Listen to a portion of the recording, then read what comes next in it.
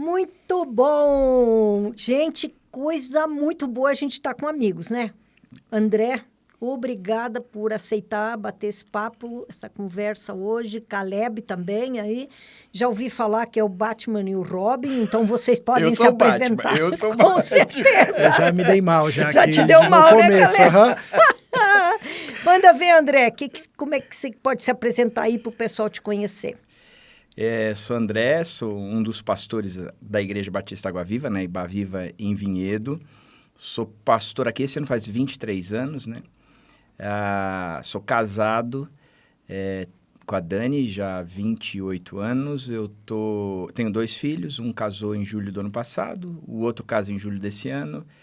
Diferentemente do Caleb, que vai apresentar a prole gigante dele.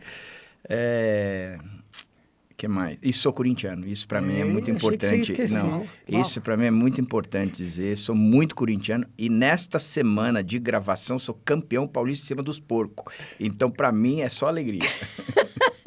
Essa parte ser dita, senão você vai perder os palmeirenses. Os palmeirenses, né? Verdade, Caleb. Valeu, André. Fala aí, Caleb. Bom, meu nome é Caleb, eu tenho 38 anos, sou casado com a Mirna e pai do Samuel, Benjamin e Lucas. Todos pequenininhos, né? 8, 6 e 4 anos. Então, estou aqui nessa ponta aqui da paternidade, né? A minha formação se deu toda na Missão Jovens da Verdade, né? Me formei lá nos acampamentos. Em 2013, eu fui para o Rio de Janeiro para pastorear, ser um dos pastores da Presteriana do Recreio, lá no Rio de Janeiro. E em 2019, tive a grande alegria de vir aqui para Vinhedo e vir para Iba Viva. Então, desde lá, estou aqui suportando o André, assim, a duras penas, mas Deus sabe o que faz. Gente, não estranham muito, porque diz o André Fontana que a 6ª linguagem do amor é o bullying. Então, aqui vai rolar muito bullying, muita risada nessa conversa de hoje. É por aí, né, André? Isso aí. É por aí. Forma caráter, né? É a adversidade e o espinho na carne do Paulo, quem sabe, né? Vamos lá. Mas é interessante, nós queremos conversar muito sobre essa perspectiva do que vocês viveram, a formação de jovens pastores, de novos pastores, de nova liderança. E você, André, você está com 56 Não anos. parece, eu estou com 56 num corpinho de 30. É isso aí. 30 quilos a mais. 30 quilos a mais, valeu.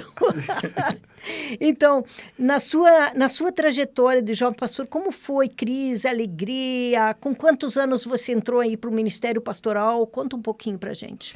Eu sou o segundo filho de uma família de 4. O meu irmão mais velho, ele começou estudando teologia, queria ser pastor. Ele foi pastor durante um bom tempo, me influenciou bastante nessa área. Mas ele tinha um pequeno grupo na escola. Ele é quase 4 anos e meio mais velho que eu. E quando ele se formou, alguém tinha que assumir o lugar dele. E aí quiseram que eu assumisse.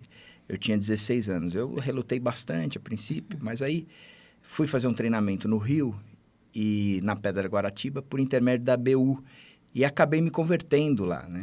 E conheci Jesus Cristo de fato. Para mim, foi um momento com 16 anos que eu tive um encontro pessoal, mas foi pessoal mesmo com Jesus e mudou a minha vida. Aquilo para mim foi uma mudança tão radical, que quando eu voltei, isso tinha sido em janeiro, né? Quando eu voltei, logo depois eu falei, eu quero falar de Jesus para meus amigos. E esse talvez tenha sido o momento mais feliz, talvez dos grandes, mas foi um momento bem feliz para mim, que eu falei, cara, eu não sei nem como começar, vou começar na minha casa. E meus pais tinham uma casa grande, a gente desmontava assim a sala inteira, tirava os sofás, empurrava tudo para o lado, aí ficava o pessoal sentado no chão, sentado na escada, assim. E comecei a evangelizar. Pegava a Bíblia e ensinava a Bíblia para o pessoal. Pegava a Bíblia e ensinava a Bíblia para o pessoal. Meu irmão e um amigo, um tocava baixo, outro tocava guitarra, fazia um sonzinho ali, era um cubo para os dois e o falante rachado.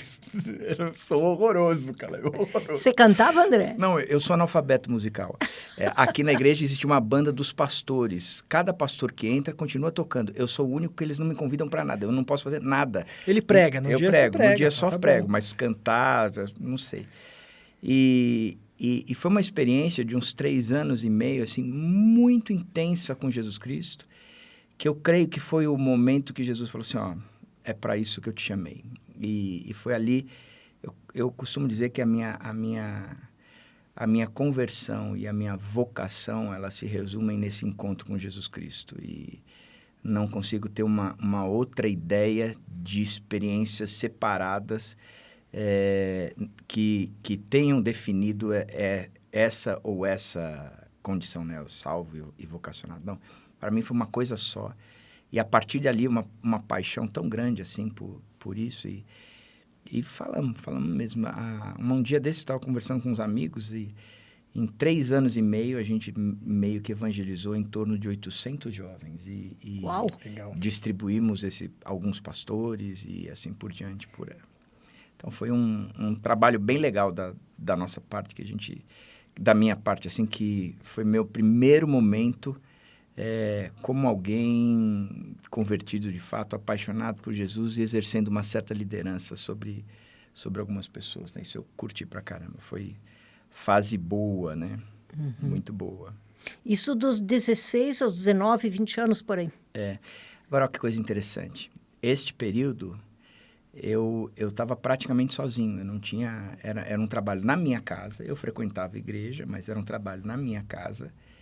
E eu não estava debaixo, necessariamente, de um pastor. Assim, eu era discipulado pelo Nelson Bomilcar. Ele me discipulava naquela época, mas eu não tinha uma supervisão de alguém por esse trabalho, porque eu frequentava uma igreja, mas eu também não estava muito vinculado lá. E ao término desses 3 anos e meio, eu vivi uma decadência moral tão grande que ao mesmo tempo que foi o lugar onde mais eu aprendi e mais eu tive alegria, foi, acho que um lugar onde eu tive uma tristeza bem profunda minha, né? Que aí a outra parte da minha vida é chegando no Morumbi, e ali sim, sendo discipulado pelo Daniel Lima, Lisânias, logo no começo, né? Eles trataram isso na minha vida, e isso para mim foi significativo, né? Uhum. E quando, nesse processo, a partir dali da Batista Morumbi, que você vai caminhando para um ministério pastoral? Sim, por ali. Eu tinha convicção disso já moleque, com esses meus 16 anos. Eu tinha certeza que eu ia terminar num ministério de tempo integral. Legal. A princípio, eu achei que eu ia ser missionário na África. E meu pai queria morrer com essa história. Meu pai não era convertido na época. E como o Nelson Bomilcar, que tinha me levado, e eu tinha me convertido, meu pai tinha uma raiva do Nelson Bomilcar, assim, depois, antes de morrer, meu pai gostava muito do Nelson, depois veio eu gostar, mas o Nelson tira barato disso até hoje comigo, por causa da raiva que meu pai tinha, né? Mas eu sabia desde ali. A chegada no Morumbi a princípio foi um estaleiro, onde Deus foi me trabalhando, assim, mas depois foi o lugar onde a minha vocação encontrou o trilho, e o Morumbi foi o trilho, a estação primeira que me empurrou para essa vocação aí, sem dúvida nenhuma. Trabalho do Lisânias, do Daniel Lima e depois do Ari Veloso, que completou a obra e acabaram me trazendo aqui para Vinhedo, né? Que legal. Mas já vamos falar no Ari Veloso, né? Já. Figurão aí na tua vida e na vida de muitos, né? Que legal. Já vamos falar. E Caleb, olha a história dele, 16 anos. Cara, eu lembro de você, Caleb, com cabelo comprido, fazendo papel de Jesus nos encontros da CEPAL, cara. O Jesus era o Marcos Botelho, era o palhaço. Ele era o palhaço. Eu também. A gente revezava. Você revezava, cara. Eu vi ele muitas vezes de Jesus. Mas de palhaço também, né? Era um Jesus palhaço. Isso aí, né? Nos tempos da CEPAL. Não. Nem no teatro, cara. Se eu não conseguir nem no teatro transparecer, então tá feia a coisa. Legal, Caleb. Como é que é essa coisa, tua trajetória de vida de fé e a questão do ministério? Como é que surge isso na tua vida como jovem pastor? Que alegria, tristeza, luta, por onde passou isso? Sim. Bom, eu nasci num lar cristão, né, evangélico. Minha formação toda, desde criança, né, foi na Presbiteriana do Brasil. E os meus pais sempre foram muito engajados na igreja, né? Eles eram líderes, lideravam lá os movimentos, grupos, etc. e tal. Então, eu cresci na igreja, me desenvolvi na igreja, eu ia cedinho e saía à noite, né? E acabei herdando essa paixão pela igreja local com os meus pais, né? Então, fazia teatro quando era criança, adolescente, etc. e tal, né? Mas teve um período na adolescência que o meu pai foi desafiado a auxiliar uma congregação perto da nossa casa, que era liderada por 2 missionárias da Missão Jovens da Verdade, né? Até então, eu não conhecia a Missão Jovens da Verdade, o JV, né? E quando a gente foi para essa congregação, eu era um dos únicos adolescentes, então logo fui chamado para liderar um ministério com adolescentes. Eu lembro que o primeiro culto que a gente fez tinha uma pessoa de 35 anos, umas 3 crianças, e eu lá na frente, o que eu vou fazer aqui, né, cara? Sem adolescente nenhum? Não tinha nenhum adolescente, eu era o único, né, 14 anos. Só que era assim, o mais desenrolado, né? O mais desenrolado, era o único. Então, o mais desenrolado, juntaram todo mundo. O mais desenrolado único. O único e o mais desenrolado. Foi uma experiência meio traumática, mas foi legal. Porém, as missionárias lá da igreja, que é a Doroteia e a Lilian, elas falaram, você tem que ir para o JV, né? Você tem que conhecer o JV, tem acampamento, etc e tal. E nesse tempo, estava um período meio turbulento lá em casa, porque um irmão meu mais velho tinha falecido, né? Tinha acabado de falecer, isso gerou um choque lá em toda a família. E elas me levaram para o JV, eu estava com 14 anos, e aí eu fui trabalhar lá nas temporadas, né? Como voluntário. E quando eu cheguei no JV, vi o Jaziel. Naquele tempo o Jaziel era novo, né? Era novo, então ele era mais louco do que ele é hoje ainda. Continuava, né? Feinho ainda, né? Isso, pintava os quadros, né? O Marquinhos. Eu me encantei, eu falei, gente, que coisa incrível. No primeiro momento, como um bom presbiteriano, eu me escandalizei, né? Falei, não, esse povo não é crente não é possível. O pessoal sobe no banco, faz essa bagunça. Mas depois eu fui vendo que a turma era crente mesmo. Então eu fiquei a minha adolescência depois indo para o JV, né? E quando eu estava lá para 17 anos, muito envolvido já nas temporadas, né? Conhecendo já a liderança do JV, eu lembro que uma conversa com o Marquinhos, né? O Marcos Botelho, despretensiosamente, né? Eu estava conversando com ele sobre fazer faculdade, que eu queria fazer administração de empresas. E ele virou para mim e falou assim, que administração, meu amigo? O seu lugar é aqui. Você tem que ir para o seminário. Você é pastor, cara. Essa é a tua vocação. Eu falo isso com ele hoje, e ele fala, eu não lembro disso, né? A memória dele não funciona, né? Pior que a sua, André. Mas para mim aquela fala fez tanto sentido. E eu falei, cara, é isso, né? E aí eu desisti de fazer administração, fui lá para o JV e fiz os 5 anos lá, né? De seminário. E aí, assim, logo no fim do primeiro ano, foi crescendo a minha convicção de que era o chamado para dedicar um tempo integral, né? E eu fiquei no JV do seminário, dos 17 até mais ou menos uns 25 anos, né? Trabalhando no ministério itinerante do JV, com acampamento. Minha pegada era acampamento, era isso que eu queria fazer, dedicar minha vida toda. Alguns amigos falavam, não, Caleb, seu negócio é igreja local. Eu falava, que igreja local? Eu gosto de acampamento, né? E até que eu recebi um convite para voltar para o JV, para acompanhar os alunos do seminário. E nessa época, acompanhando os alunos e lendo a biografia do Eugene Peterson, né? Memórias de um Pastor, Deus trabalhou ali de novo, mudou a chavinha para ir para a igreja local, né?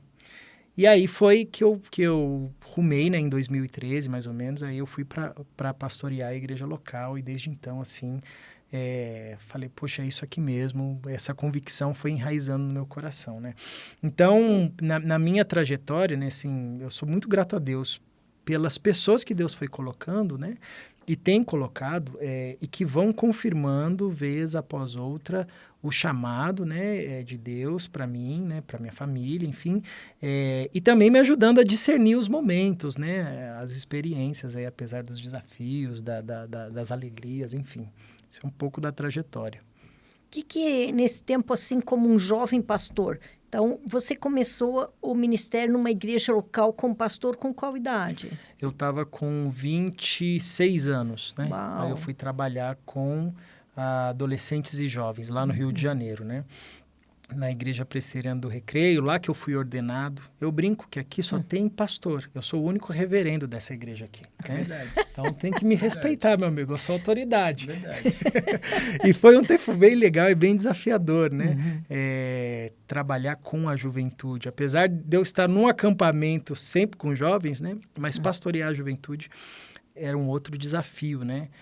Mas uma alegria nesse tempo foi desenvolver mais o movimento do discipulado, de andar próximo a algumas pessoas. No acampamento a gente não tinha tanta condição de fazer isso, né? Era um negócio mais evangelístico. De ver o crescimento das pessoas, isso era legal, né? Então, alguns adolescentes que eu pude caminhar por alguns anos e ver o amadurecimento, ver que hoje eles ainda estão lá na igreja, tão firmes, são líderes, né? Então, isso é uma experiência bem legal nesse tempo de pastoreio, né? E fora isso, eu ficava fazendo as peças lá na CEPAL, né? Com o pessoal do JV, as palhaçadas. Que foi onde eu conheci o André, por exemplo, né? Onde a gente aprofundou um pouco o relacionamento. Que legal. Ó, a CEPAL aí, servindo para as conexões, hein? Eu, como missionária CEPAL aí, tô me sentindo aqui, viu? Mas que legal. André, nessa perspectiva de caminhada, a partir também do que vê assim como o Caleb, enquanto jovem, vai descobrindo a vocação, o amor por Jesus e a vocação, foi um processo para ele. Para você veio o amor por Jesus e a vocação, a convicção da vocação junto, mas teve toda a sua caminhada. Como é esse papel que eu já vi tanto você falar assim, como foi esse papel de direcionar então para o ministério pastoral? Desde a Batista do Morumbi, a caminhada com Lisânias, o Daniel, o Ari Veloso, como foi isso para você? Isso é interessante de pensar. Eu acho que a maior direção ou a fonte de direcionamento que eu tive foram esses pastores me colocando no fogo e me desafiando paulatinamente a ir assumindo compromissos maiores. Eu já tinha essa paixão, né? Eu queria esse negócio. Desejava mesmo, assim, era um negócio que eu queria correr atrás e eu lembro que meu pai tinha uma empresa familiar. Quando o Morumbi me chamou para trabalhar de tempo integral, de fato, e aí eu fui conversar com meu pai. Meu pai falou assim, eu já sabia, cara, você já não trabalhava aqui. Por isso que ele odeia o Delcio, ele passou a odiar a Batista do Morumbi, né? Todo mundo. Eu já sabia, cara. Porque era interessante, porque mesmo, eu estava até conversando, tem um amigo que trabalha com a gente, Renan, que é fruto dessa época, ele falava assim, eu lembro do escritório do seu pai, porque era o lugar onde a gente nos encontrava para estudar a Bíblia. E você discipulava a gente lá nesse... Então, a colocada no fogo, né? Você vai começar falando em alguns encontros. Eu lembro que no Morumbi, por exemplo, me tornei... A primeira vez, eu acho, uma das primeiras vezes, eu fui convidado para ser o preletor de adolescentes. E depois falando para jovens, aí trabalhando com adolescentes, trabalhando com jovens e pegando depois o pessoal mais velho, depois sendo colocado ali na fogueira, na parte administrativa da igreja e assim por diante. Esse processo foi me direcionando. Eu falava, cara, eu quero ser pastor titular de uma igreja. A minha vocação é ser pastor titular de uma igreja. Eu quero liderar uma igreja, Via muito, né, na minha época. O Ari estava nos Estados Unidos ainda, ele estava com o problema do coração, fazer o transplante, essas coisas todas. Então, eu caminhava muito perto do Lisânias.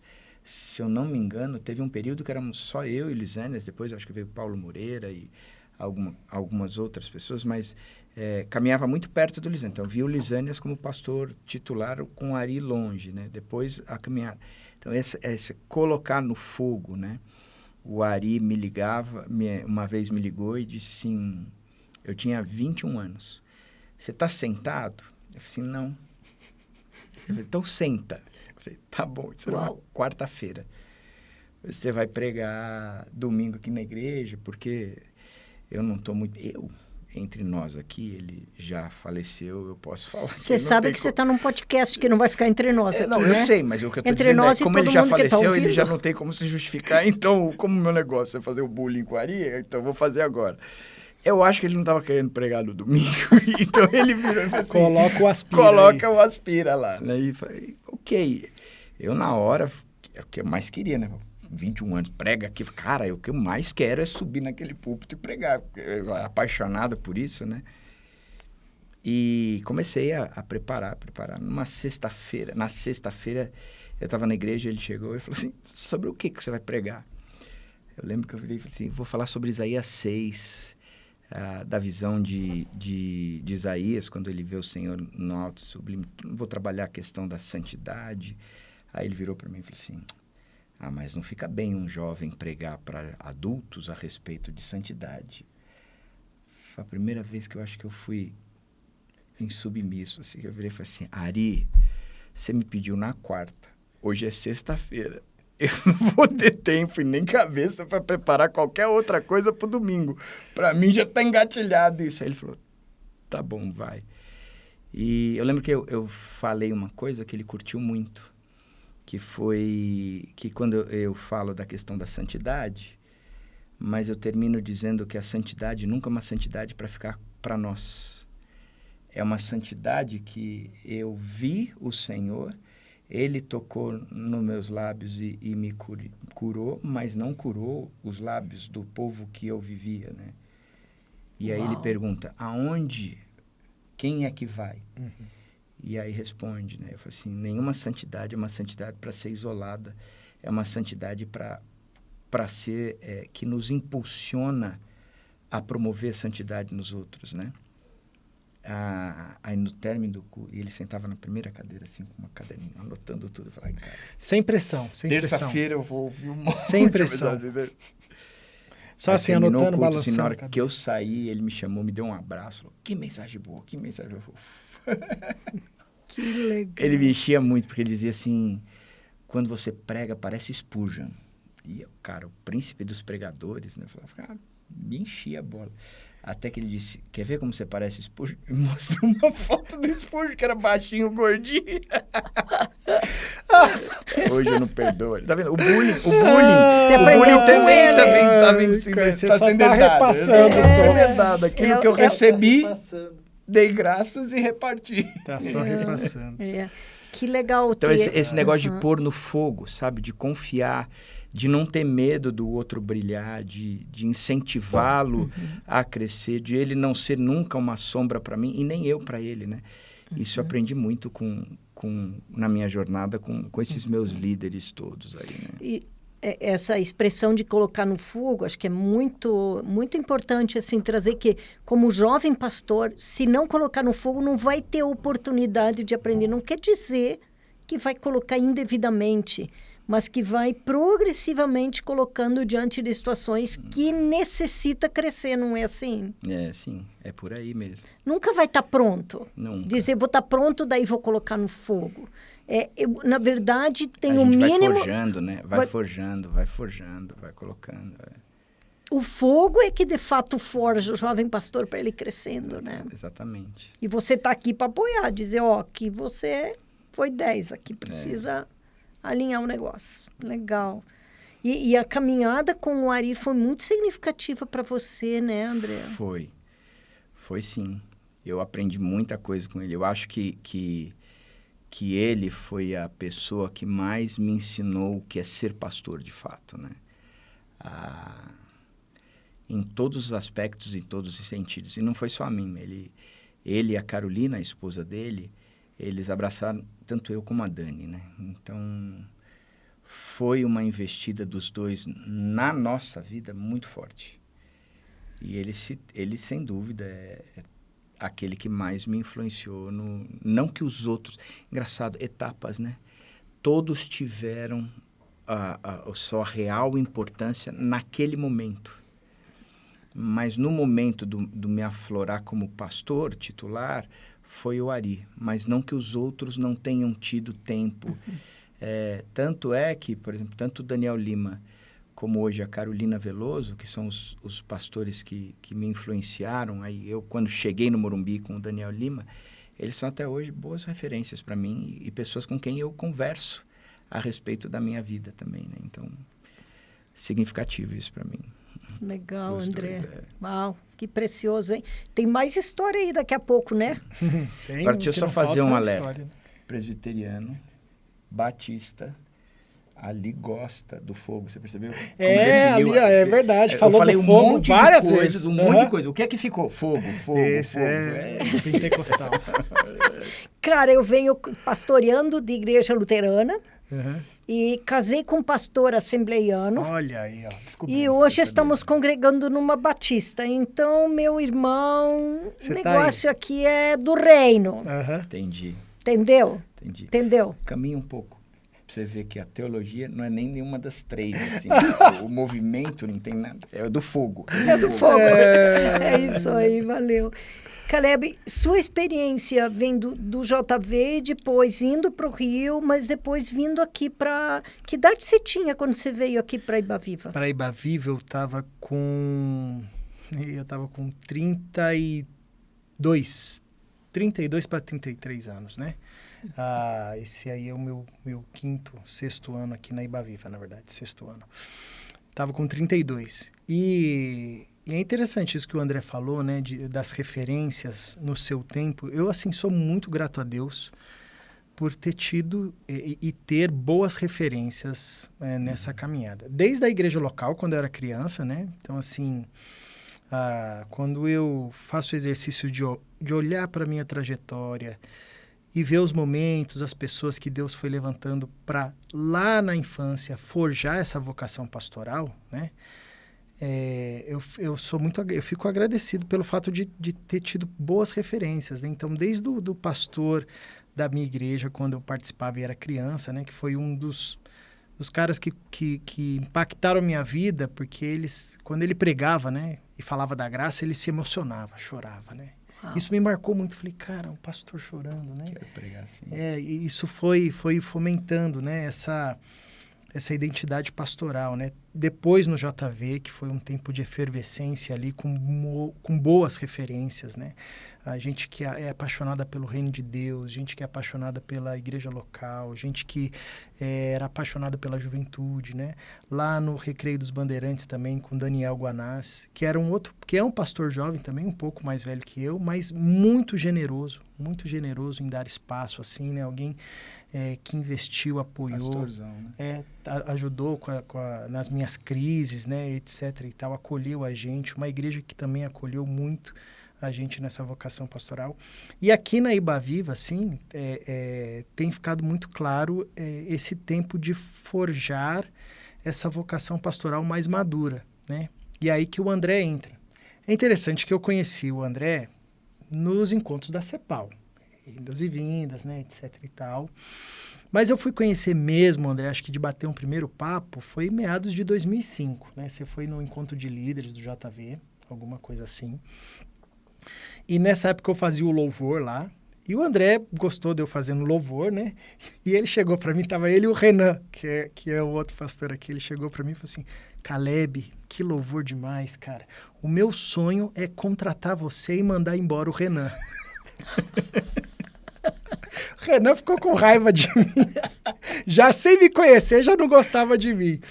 Mas era interessante que nessa época, você estava na IBM. É porque você não conheceu o Renan, porque depois que conheceu, a muvuca com o Renan continua até hoje. Né?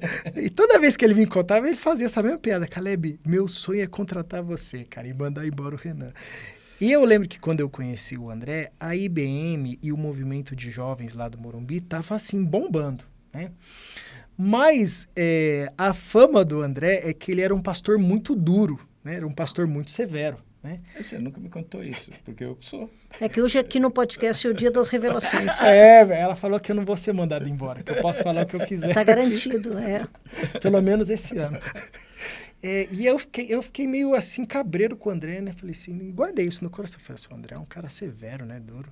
Mas beleza, eu fui conhecendo ele, beleza. Mas o tempo foi passando, eu fui pro Rio, etc e tal. O André em Vinhedo. Até que em final de 2018 para 2019, eu e minha esposa e os dois meninos que nasceram lá no Rio, né? O Samuel e o Benjamin, a gente estava planejando para voltar aqui para São Paulo, por causa da família, etc e tal. E surgiu uma vaga aqui na Ibaviva, né? E o André me ligou e falou assim, eu não te falei que o meu sonho era contratar você? Eu falei, mas não manda embora o Renan, não. Senão eu já vou começar mal, né? E aí foi muito legal, porque quando eu vim para cá, assim, já conheci o André, o Patrick, o pessoal da liderança, né, os outros pastores. Assim, isso ajudou muito na adaptação. E esse medo que eu tinha do André, isso foi sendo quebrado, né? Porque eu fui vendo que ele, assim, era um pastor com um coração, assim, bem generoso. Não parece, mas com um coração bem generoso, amoroso, né? Firme quando precisa ser firme, mas muito amoroso também nessa firmeza.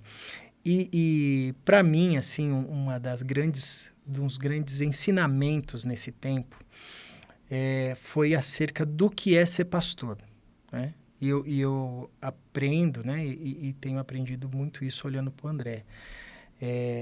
No sentido de um pastoreio que se preocupa com a pessoa. Porque o André, ele entra em cada briga que eu olho daqui e falo, Jesus, eu não acredito que o André vai entrar nesse buraco. Não, se fosse eu ia falar, tá bom, irmão, depois a gente resolve isso, né? Mas não, ele é um cara que se antecipa, ele é um cara que ele vê uma situação que pode gerar um problema, né? Mesmo que isso vai, assim, lançar ele para semanas e semanas de embates profundos, ele vai e entra, né? E isso me ensinou muito acerca do cuidado. Isso tem a ver do cuidado da pessoa, né? De você ter um pastoreio que se preocupa. Não um pastoreio, tá bom, faz o que você quiser e o problema é seu. Não, mas um pastoreio profundo, né? E para mim, esse tempo aqui na Ibaviva tem sido nesse sentido, assim, de trabalhar um pastoreio maduro. Anteriormente, né, os ensinamentos que eu tive, eles tinham muito a ver com a questão operacional, né, acampamento, teatro, pregação, era um negócio um pouco mais operacional, né? E a igreja local é interessante porque esse tipo de pastoreio, ele precisa amadurecer, ele precisa se aprofundar, né? Precisa entrar não só nos desafios da igreja local quanto instituição, mas no desafio pastoral da vida das pessoas, né? Dos dramas, dos dilemas, dos confrontos que você precisa fazer, do acompanhamento constante, né? Então, esse tempo aqui na Ibaviva tem sido, para mim, um ensinamento nesse sentido, né? De um pastoreio maduro. E é um baita privilégio, assim, caminhar com o André, com a equipe pastoral aqui da Ibaviva, né? Com o presbitério, porque eu vou aprendendo isso de perto, né? Esse pastoreio comprometido com o rebanho, com a igreja de Jesus, né? Tem sido bem legal essa etapa, apesar de ser desafiador, né? Sim. Então, eu estou entendendo, assim, Caleb, que o fato de estar próximo do André, junto na mesma equipe pastoral, vendo como ele pastoreia, você tem um modelo Sim. de pastorado maduro, Sim. que realmente se importa, se entrega para as pessoas, para quem está pastoreando. Para você isso foi importante ter esse modelo. Isso para mim é bem claro, assim, né? A gente tem momentos onde o André é bem intencional, assim, em chamar, sentar, conversar, ajudar a entender, a discernir a vocação, vai por aqui, vai por ali, faz isso, né? Botar no fogo, não colocar no fogo, espera um pouco, enfim. Tem esses momentos onde, obviamente, né? Eu aprendo muito também, né? Mas como a gente está junto nos desafios da igreja local e no cotidiano, né? A gente está constantemente falando das situações, conversando, né? Isso para mim é sempre uma aula. Então, assim, já tive experiências da gente estar no aconselhamento. Eu gosto muito de aconselhar, né? E acho que até, assim, pela graça de Deus, vou bem, né? Mas já participei de aconselhamento com o André que eu ficava assim, cara, isso aqui é uma aula? Opa, isso aqui eu não vi no seminário, né? A forma de conduzir, a forma de entrar, o discernimento, né? Falei, opa, legal. Então, assim, a todo instante tem um aprendizado e que vai nessa perspectiva de um pastoreio maduro, né? Então, isso para mim tem sido bem legal. Apesar de toda zoeira que a gente releva, que a gente aguenta, né? O André, corintiano. A tática do André, ele elogia no privado e zoa no público, né? Essa é a metodologia dele. Enquanto os livros de liderança falam o contrário, né? Elogia no público, né? Critica no privado. O André faz o contrário. Ele critica na frente de todo mundo, ele zoa na frente de todo mundo. E quando você faz uma coisa certa, ele fala, parabéns. E eu sou tão bom nisso, eu me esforço para ser bom nisso. Deixa eu te perguntar uma coisa, Caleb, pensando assim nesse sentido, o quanto você vê assim que há um êxito no teu crescimento como discípulo de Jesus, na tua relação com Deus, no teu ministério pastoral? Você usa muito a expressão um pastorado maduro, um ministério pastoral maduro.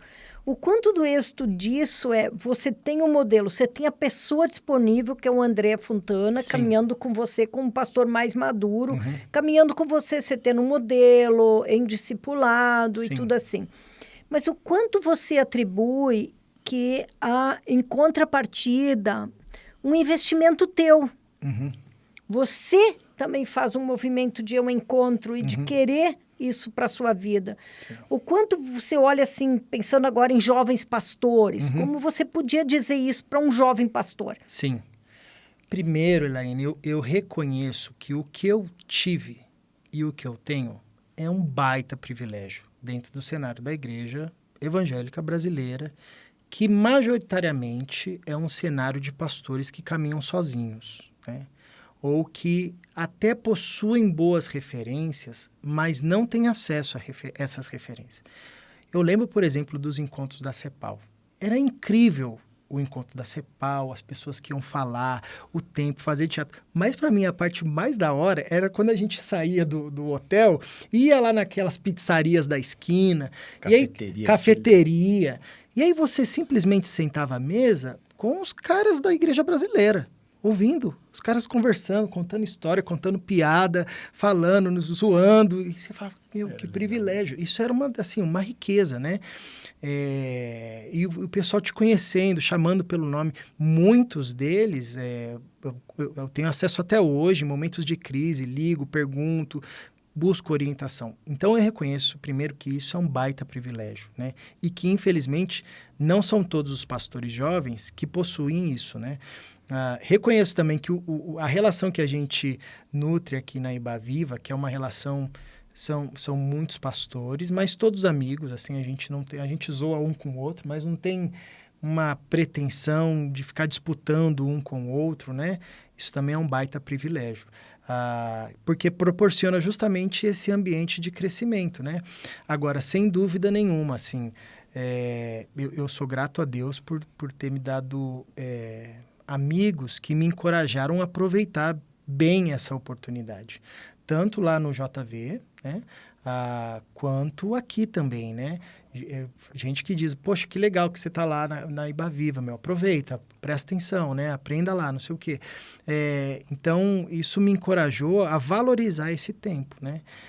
Porque, sem dúvida nenhuma, assim, para nós que somos pastores e jovens, né, em formação, e até aqueles pastores mais jovens que estão se formando, né, você se cercar de boas referências, sobretudo nos dias atuais, né, onde você escuta um monte de coisa, vê um monte de coisa, né, é muito fácil você, às vezes, se deixar ser seduzido pelaquela referência do Instagram, do pastor de sucesso, né, e aí você perde a sua perspectiva de vocação, né? Nesse tempo, ainda mais, é importante você ter esse movimento intencional de se cercar de boas referências, né? Tanto no que você vai ouvir e no que vai formar a sua teologia, quanto também nesse exercício de cavar um relacionamento intencional, né? O André tem uma agenda, já falando aqui, vou te dar mais trabalho, né? Que ele disponibiliza, vez ou outra ele está comentando, eu estou caminhando com o pastor X, eu tenho caminhado com um grupo de pastores de determinada região, né? Cara, isso é um baita privilégio, né? Você conseguir identificar e ter homens, mulheres cheios de Deus, mais maduros, que podem te orientar nessa vocação, né? Então, é um baita privilégio, assim. Uau! quando eu olho para você, André, e olho para o Caleb, não sei porquê, mas eu me lembro de Timóteo 2, que isso tem a ver? Dá para escrever os nomes em cima, não é? Timóteo 2 é interessante, né? Porque ele 2 Timóteo 2, Sim. vai dizer, aquilo que você me ouviu, aquilo que você ouviu de mim, você vai procurar homens fiéis e capazes, né?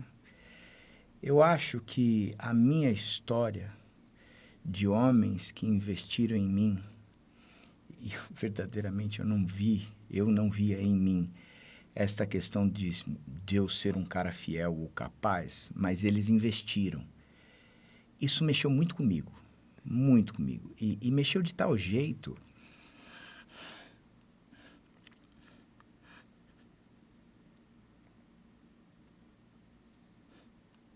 Me emocionei. Que eu acho que é uma das coisas que eu mais gosto na vida. É olhar para um jovem e falar assim, cara, olha o potencial. Quando o Caleb fala desse lance dele de ter dirigido o louvor, eu sei o porquê eu olhei e falei assim, eu queria o Caleb perto de mim. Eu cheguei para a Mirna e falei assim, meu sonho de consumo é teu marido. Frase estranha, né? Porque o Caleb, ele dirigia o louvor, mas ele citava textos e textos bíblicos de cor. E salmos, eu falava assim... E não era o potencial, mas é que eu lembro o meu começo com Jesus, que eu era apaixonado por ele. E eu não queria outra coisa na vida. E eu me alimentava da Bíblia. Que a Bíblia entrava em mim, que eu falava assim, cara, eu me identifico aqui. Eu entendo essa luta. Eu entendo esse desespero, inclusive, de estar tão cheio que a coisa... Falei, esse menino eu queria para perto. Porque eu poderia investir nisso, né? E esse, assim, tem sido para mim uma grata alegria de poder perceber isso, entendeu? E eu tenho feito muito disso na minha caminhada, né? De olhar e falar assim, é um tranqueira, não vale nada. Mas tem uma coisa ali, cara, que me chama a atenção, que tem a ver com essa vocação inicial, esse período pós-conversão, chamado vocação, que mexe com a cabeça do cara, ao mesmo tempo que ele está apaixonado por Jesus, pelas coisas de Jesus, devorando as coisas de Jesus, está numa luta interna gigantesca, que não sabe como sair daquilo e como engatilhar essa história e uma série de outras coisas. Isso, para mim, me chama mais atenção do que olhar e falar assim, pô, esse cara prega bem, ou aquele cara dirige bem o louvor, ou esse jovem. Essa luta interna que eu gosto de ver, né? Então, eu vejo em alguns, eu corro atrás desses, eu sempre peço a Deus me dá a capacidade de enxergar essas caras. E o Caleb é um dos que eu olhava e falava assim, esse menino é bom. Eu queria poder ter o privilégio de gastar a minha vida com ele também. Se arrependeu depois, mas tudo bem, né? Não, cara, foi a mesma coisa que os que fizeram comigo, e principalmente o Ari. Eu não enxergo o que o Ari viu. Mas ele viu, entendeu? E ele investiu muito pesado, muito forte. Ele conduziu mesmo. E eu falei, cara, isso para mim foi tão importante, tão significativo, tão marcante, que eu falei, cara, eu quero replicar esse negócio. Uhum. Eu quero poder... Tanto que hoje, assim, eu tenho um sonho, né? A gente está na Ibaviva é uma igreja muito boa, está crescendo bastante, mas eu não quero ser reconhecido pela Ibaviva. Eu quero ser reconhecido pelos líderes que eu formei, pelos líderes que eu deixei. Acho que esse é o meu sonho maior. Eu acho que a minha vocação dos 16 anos lá, ela me trouxe para esse momento e é onde eu quero gastar o resto da minha vida na formação de uma liderança forte para essa nova geração. E aquilo que até estava conversando com a Elaine hoje, que não são muitos, não precisam de muitos para que a próxima geração continue. São poucos, são alguns, mas se eu puder trabalhar nesse alguns, é nesse que eu quero colocar meu coração, né? Uau, André, Olha só, o quanto para você foi importante ter alguém que fez isso com você, para você ter um modelo para replicar isso com outros. Mas o próprio Caleb disse que hoje não é uma cultura, não faz parte da nossa cultura eclesiástica, cultura pastoral, de investir intencionalmente formando um outro, vendo onde está esse jovem pastor que ama Jesus, que está lidando com o seu chamado pastoral, esse conflito interno, e agora ajudar ele a sair desse conflito para viver plenamente o que Deus quer que ele viva. E como foi importante para você ter alguém que fez isso com você? Então, você pôde reproduzir.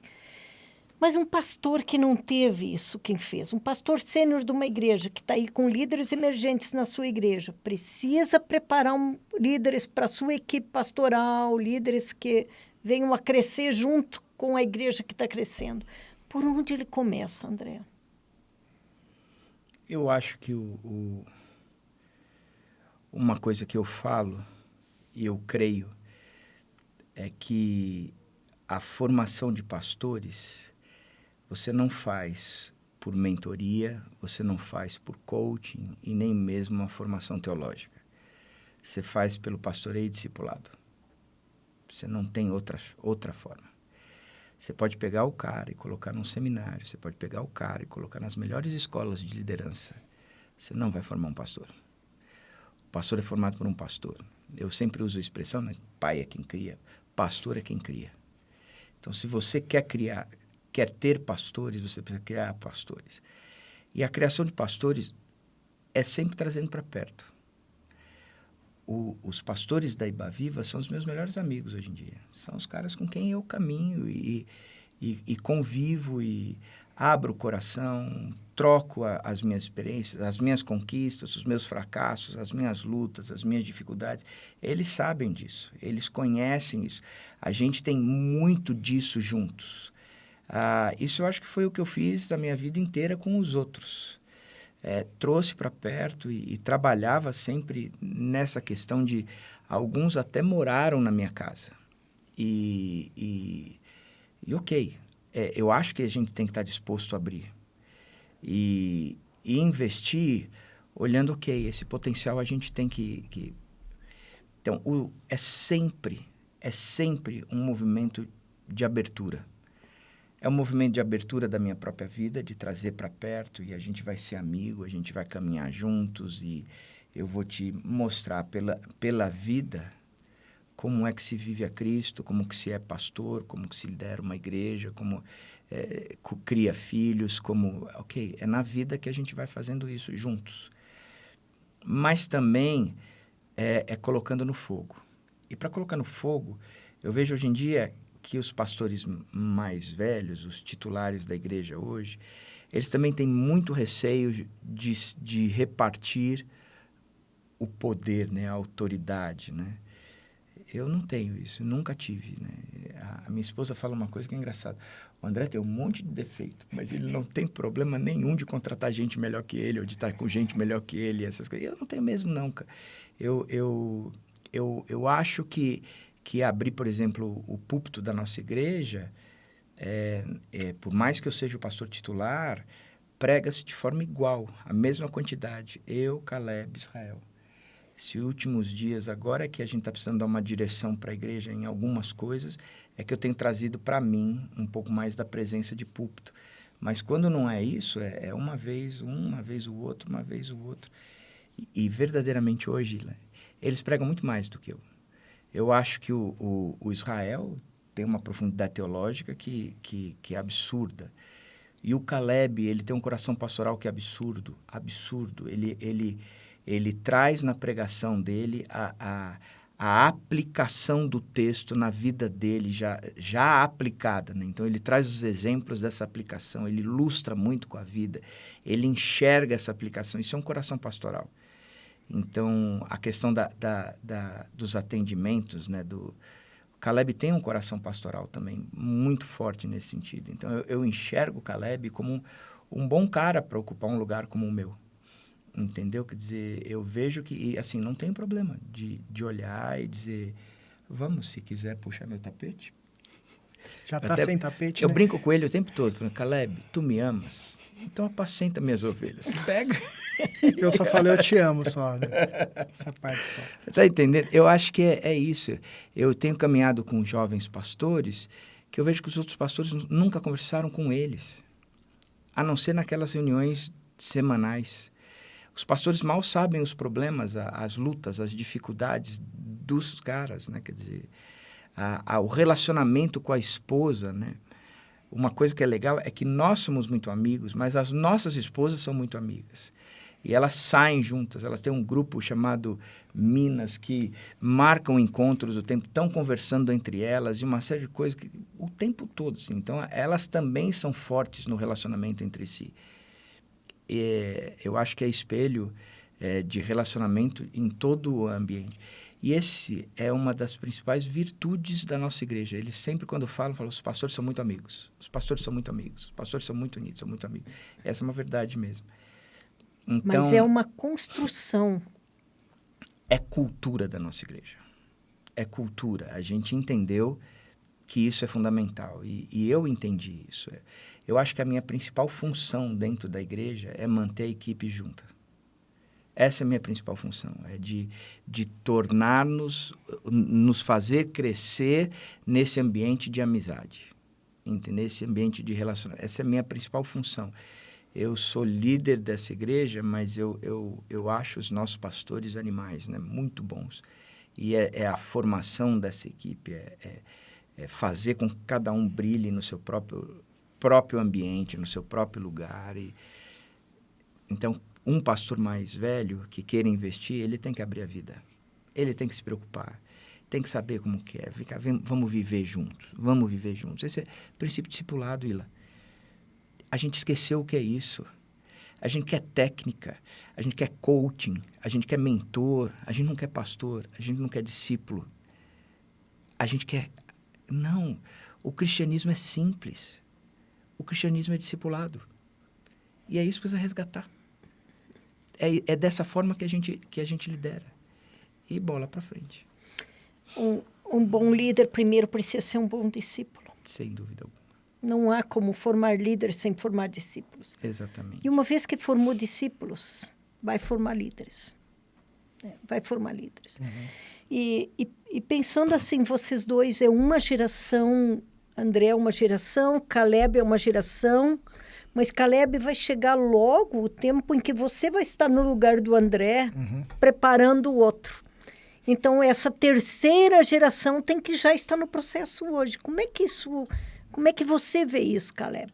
Que movimentos você faz? Como é que você se percebe? Sim. Como alguém que também tá fazendo discípulos.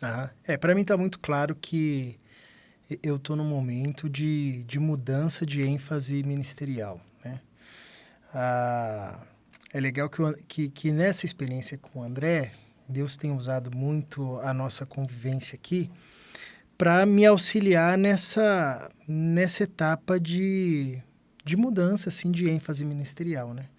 Até aqui, eu desenvolvi um ministério muito pautado nas questões operacionais, né? E o legal de caminhar com o André é mais próximo, né? E ele é intencional e até, às vezes, provoca isso, né? Olhar com um olhar mais estratégico, né? Estar menos envolvido nas coisas e mais envolvido com as pessoas, né? Então, para mim, assim, embora o discipulado sempre esteve ali conjugado na minha vida, ministério, né? Essa perspectiva mais intencional na formação de liderança, eu tenho aprendido agora, né? Eu tenho aprendido na prática agora, né? Visto e tentado assimilar cada vez mais, né? Porque é uma mudança, assim, drástica, né? Assim, você sair das coisas operacionais e ser mais estratégico, né? Então, eu entendo que eu estou num ponto, assim, de compreender isso e aprender, né? Essa caminhada do discipulado intencional na formação da liderança, né? trabalhando não com a ênfase no se o cara sabe fazer ou não, na performance, na técnica, mas de fato na construção de um relacionamento profundo, centrado nas escrituras, que busca o amadurecimento, a reprodução, né? Enfim. E eu entendo que assim tem sido um direcionamento de Deus justamente para fazer esse link com os mais novos, né? Também. Então, eu me vejo bem nessa etapa de aprendizagem, assim, de ser formado nisso para depois colocar isso como uma ênfase ministerial. Isso é uma coisa que o André sempre bate na tecla, assim, nas nossas reuniões. Ok, beleza, vocês estão fazendo tudo isso, mas quem são os líderes aí dos ministérios? A gente está sempre em falta nisso aí, né? Tá bom, mas com quem que você está caminhando? Cara, investe o seu tempo nisso, né?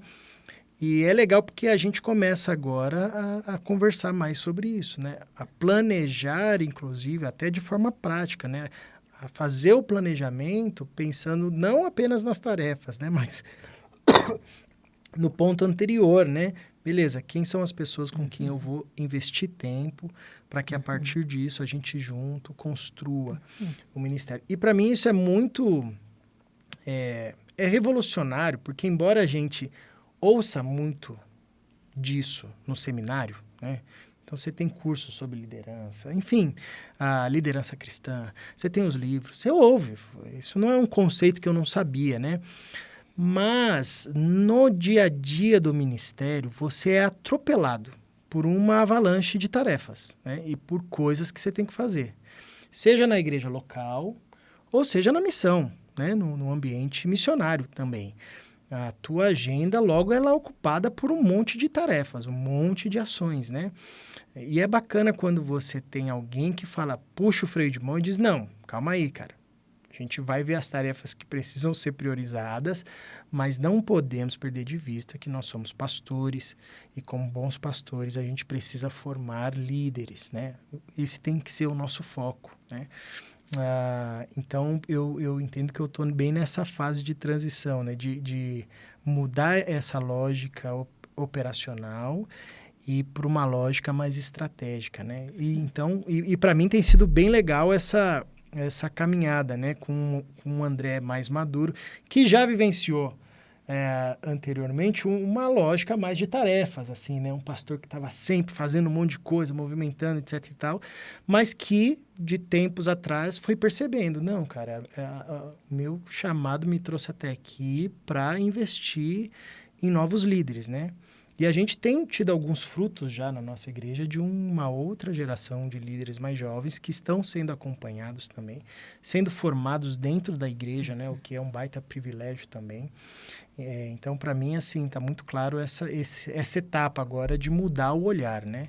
Como dizem por aí, o mindset, né? De ter uma outra perspectiva acerca do pastoreio, né? Renovação bem legal. de mente. Isso aí, uma renovação de mente. É mais bíblico. Que legal. Eu acho que se você olha, André, a partir da fala do Caleb, você olha assim, você investindo numa geração do Caleb e já eles investindo numa geração seguinte. Então, você dá conta de uma agenda, de intensidade, de entrega para essa geração, para que eles deem conta de se entregar para uma próxima geração. Não, Ila.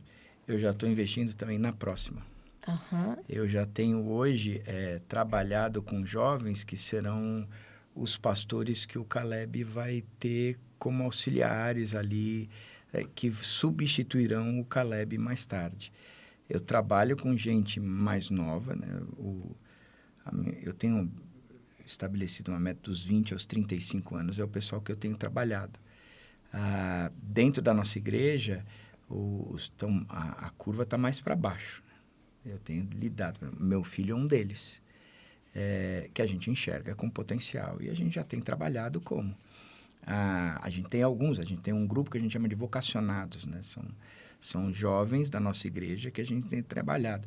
Tem um casal de missionários que devem ir para o Reino Unido o mais rápido possível, né? Tem gente que já está trabalhando comigo, por exemplo, coordenando, inclusive, os projetos de discipulado dentro da própria igreja. que são esses os pastores da geração depois. Entendeu? Quer dizer, ele tem que trabalhar, entendeu? Mas eu também já tô querendo alcançar essa geração também. Se você podia falar um pouquinho a perspectiva de que esse vocacionado precisa estar em discipulado, formação bíblica e exercendo o ministério, esse tripé, como é que você tem trabalhado aqui aí? na igreja, a gente está começando, né, um trabalho, desenvolvendo de forma mais formal, né, formalizada, assim, que é o seguinte, a princípio, caminham comigo todos aqueles que se dizem vocacionados. E a gente vai tentar entender se são vocacionados ou mesmo. Porque o vocacionado, ele tem que ter a competência de poder exercer. Eu quero ser um cara pastor, mas, cara, tu não sabe nem falar direito, não sabe... Peraí, quer dizer, a competência mínima que pode ser desenvolvida, ele tem que ter, né? Uma outra coisa que a gente percebe é o próprio caráter, né? Se o cara não tem um caráter qualificado, a santidade, buscando santidade, ok. A questão também do chamado, né? Da vocação, dessa questão do desejo, né? E eu sempre defino desejo que é aquilo que a gente mais quer, enquanto a gente não quer de fato, de jeito nenhum. Isso, para mim, eu vejo no jovem quando ele é o que eu mais quero, mas de fato não. Porque ninguém quer o pastorado, a não ser que seja sobrenatural, porque o preço é muito alto. Então, quando é essa questão sobrenatural, do cara entendeu de fato. Hoje em dia, muita gente quer por causa do holofote, da coisa, ok. Mas o pastor mesmo, na sua essência, são poucos, né? Então, tem que ter o chamado, tem que ter o caráter, tem que ter a competência. E tem que ter uma quarta característica, que a gente diz, é a chancela, né? Ou seja, ele precisa ser reconhecido como...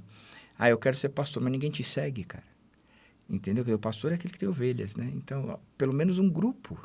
Você já demonstrou uma certa influência sobre algumas pessoas. Mínima que seja, mas tem. Entendeu? Então, ok, a gente vai trabalhando. É mínimo isso, não quer dizer que seja um negócio... Para alguns é extremamente evidente, para outros não.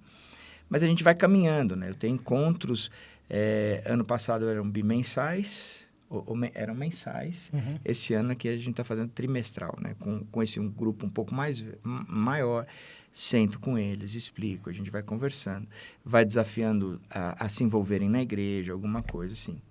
Quando surge uma necessidade dentro da igreja, ou um desses se destaca muito, a gente fala, opa, então, sei lá, Caleb está precisando de apoio numa área.